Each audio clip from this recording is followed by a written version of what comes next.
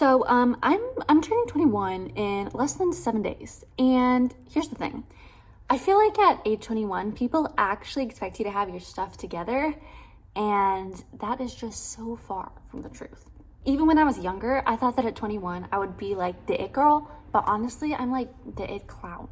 But anyways, my name is Bella Teal, and in today's video, I'm gonna be sharing 21 life lessons that I've learned in my now 21 years of experience.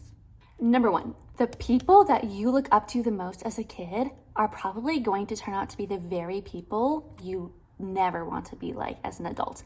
This can include family, parents, friends, anybody that you look up to as a kid. Unfortunately, is probably gonna change because everybody has their faults, and you soon start to realize this as you grow up.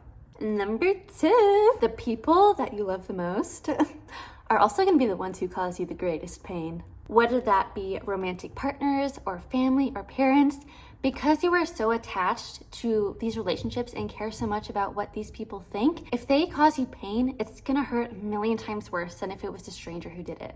Number 3, what we're taught about romantic relationships through the media, social media, family, friends is so wrong. I used to think that if I was in a romantic relationship that wasn't always perfect at all times, then it just wasn't right for me. That the person I was seeing just wasn't the one. But that's not true. All relationships have rocky moments. In fact, relationships are so much more than just maintaining the spark.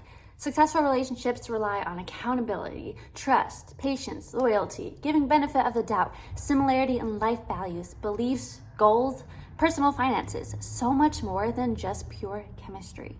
I highly recommend going out and educating yourself about what a healthy relationship actually looks like, whether that be through talking with therapists or educating yourself through other resources. 2 of my favorite books that have really changed my perspective on relationships is Marry Him and The Defining Decade. Number 4, literally unfollow everyone you do not care about on social media.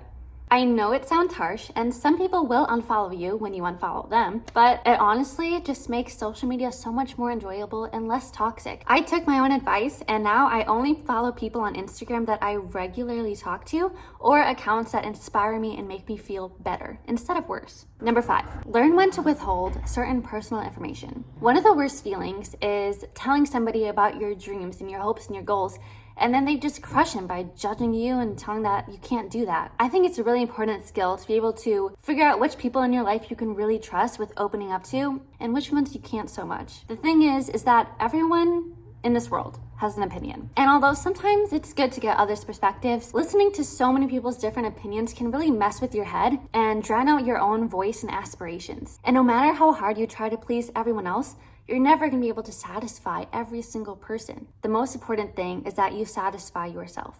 Number 6, if you're scared to do it, that probably means you're about to do something really, really brave. But also, even if you fail, you can still learn from the experience and grow as a person. So you might as well just do it. No, this is not a Nike ad. Number 7, my lucky number. The bad times are necessary. I hate feeling sad, angry, and out of place, but I've realized that without these emotions, I wouldn't be able to change where I am for the better, and I wouldn't be able to motivate myself as well as I do. When you feel these types of emotions, just remember that these are the moments that are going to bring change. Number 8, don't let other people's opinions define you.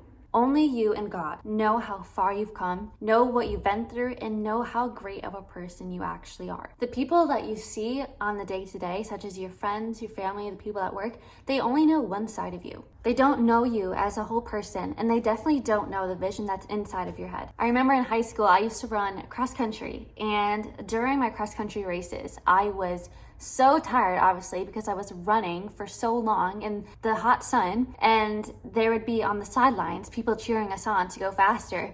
And I always just found it so funny because the parents would just be standing there on the sidelines in the shade, just not even running themselves, and be like, go faster, go faster. And some of them would get mad at their kids if they didn't go faster. So I like to remember that example when I feel like maybe I'm not doing enough, or maybe when I think that I'm not as far along as I should be. But I remember that I'm pretty much giving my all the time. And what other people see is only a fraction of the work that I put in. Number 9, get comfortable with being in uncomfortable situations. This is the only way you're ever going to improve your social skills, is with being uncomfortable. Number 10, we're almost halfway there. Self-improvement / self-growth is lonely. It requires a lot of reflection, deep thinking, and time alone. When you start to really work on yourself, a lot of people will be confused and say, why are you doing this all of a sudden? But it's important to realize that if people don't have the same vision as you, then just let them be. Only you know your vision and how to execute it best. Number 11.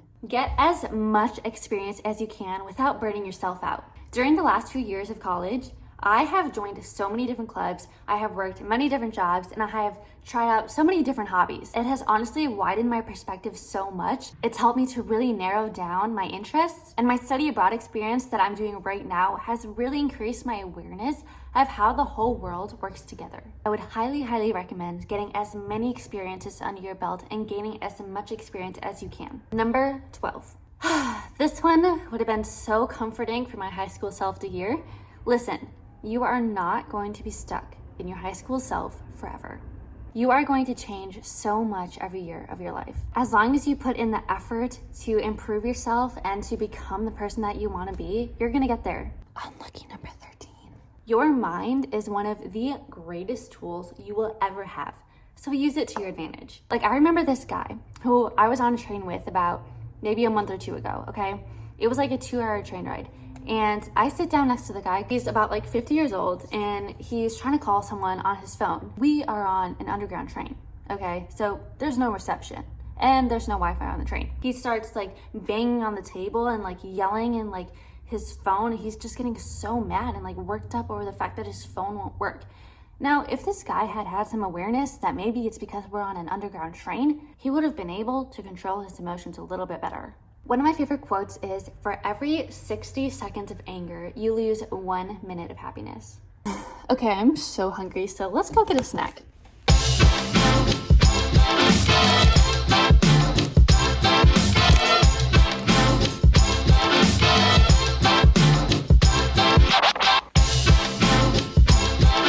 Okay, we're back. 14. Your environment can have the biggest impact on you, probably more than you realize. Think about when sometimes you're just really stressed with homework and you're just in your room feeling so like stressed out and maybe a little bit sad or angry or depressed. And then think about a time when you've been at a beach or a park just basking in the sun and feeling such a sense of peace and joy. Those two different environments can make you feel like two totally different people. That's why I've realized that the people who you surround yourself with and the physical environment that you're in can make such a big difference on how you feel. For example, if you know that you would love to live in the Rocky Mountains, then try and find a similar environment to live in. Or if you would love to live by the beach or the countryside where it's nice and quiet and relaxing, living in a huge city environment probably isn't going to be the best for you because it's going to stress you out. In addition, the people that you surround yourself with, or the lack of, can also really affect your mood and overall experience. For example, I think 2 or 3 months ago, I went to London by myself. And although I had a great time, at some point I was really lonely and almost miserable because I didn't have anybody to talk to. On the other hand, I went on a trip to Greece with some other people, and although it was also a great trip, at some point I was also miserable and feeling super lonely because I really did not enjoy the company of those certain people. Number 15. If you don't know what you're going to be doing the next 5 years, that's okay. Just figure out what you're going to be doing in the next 6 months, and eventually you'll get to where you need to be. 16. Have short-term pleasures that you can look forward to. When I was in high school, I was super focused on schoolwork, and that's pretty much the only thing that I focus on besides my extracurricular activities. And a couple times it became very hard for me to want to keep going to school and like feel motivated to keep doing what I was doing because I didn't have any short-term pleasures lined up. Just like you would give a dog a treat for sitting down, make sure to give yourself treats for doing hard work, whether that be through giving yourself a literal candy treat after doing some intense studying, or planning a little break or a trip with your friends after the long school year ends. That way you continue to feel motivated in what you're doing. 17. This one's for my older girlies, but basically, don't allow yourself to get caught up or feel pressured to be in the hoe phase. I think right now in American culture, there's a big pressure for young women to be in the so-called hoe phase. I don't think that there's anything wrong with taking part in that culture, but I also think that it's become such a popular phase to enter that a lot of women who wouldn't necessarily choose to do that get pulled into that direction. I know that some women, like myself, are not built for that sort of detached relational style. I would also suggest that if you're someone who tends to shy away from relationships, that you should actually try getting into one. Relationships are actually a way of experiencing and getting to know ourselves, because everybody that we get into a relationship ends up bringing out a different part of us. Now, I've heard that a lot of women take part in the so-called hoe phase because it's about embracing your power and owning your femininity. But I also think that there is a lot of power and confidence in being able to say that you do want a safe, committed relationship and not accepting anything less. 18. If you're not creating, you're consuming. I just think it's important to realize how much time we actually spend consuming other people's content when we could be spending that time either creating our own or working on self-improvement or just taking a break. 19. Good news.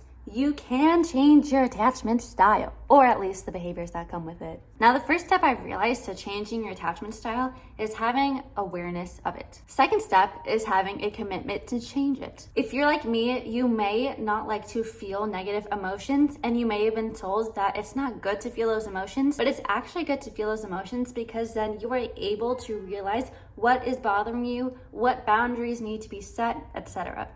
20, we're almost done. Speaking of number 20, our 20s are actually the hardest time of our lives. There's so much going on. There's so much uncertainty. There's so much loneliness. There's so much social comparison. It's crazy. In our 20s, you can definitely expect your emotions to be on a roller coaster pretty much every day. I once heard of a study that said that people start to feel happy again once they reach their 50s. So it goes from like the 20s, like going plummeting and then slowly rising and reaching like happiness again in the 50s. And while this might seem like a depressing statistic, well, hopefully it makes you feel a little less alone. 21! You deserve to have great friends. Friends who are pretty, friends who are supportive, friends who have the same goals and interests as you. I think a lot of us make a list of things and characteristics that we hope our future romantic partner will have. But I just realized recently that it's just as important to have a similar list for the friends that you have. Bonus tip, I just literally thought of this one yesterday because I was eating dinner with my host family and there were roasted peppers in the pasta. And guys, I ate them. And if you don't know me, I don't like peppers. So my last tip for you guys is to try foods that you didn't like as a kid. Because in addition to the peppers that I liked, I also started liking mushrooms recently.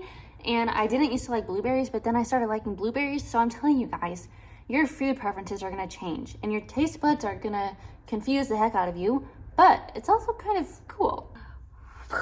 Wow, that was a long video. Anyways, I think it would be cool to make this like an annual series. Like every year I have a new birthday, make a new video of life lessons I've learned. Let me know what you guys think in the comments and be sure to like and subscribe down below.